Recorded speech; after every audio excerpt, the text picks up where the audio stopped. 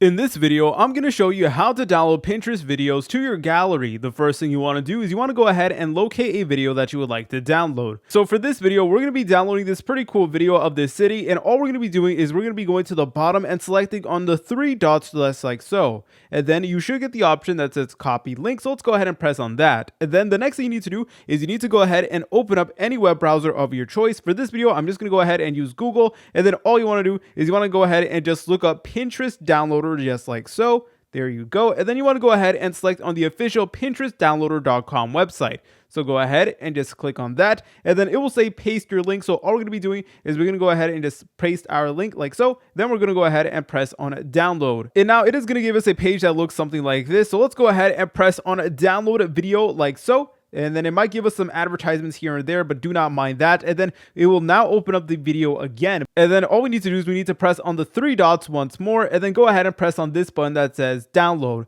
And now it will download this Pinterest video to our gallery. If you guys found this video helpful, make sure to leave a like and subscribe. I'll see you in the next tutorial.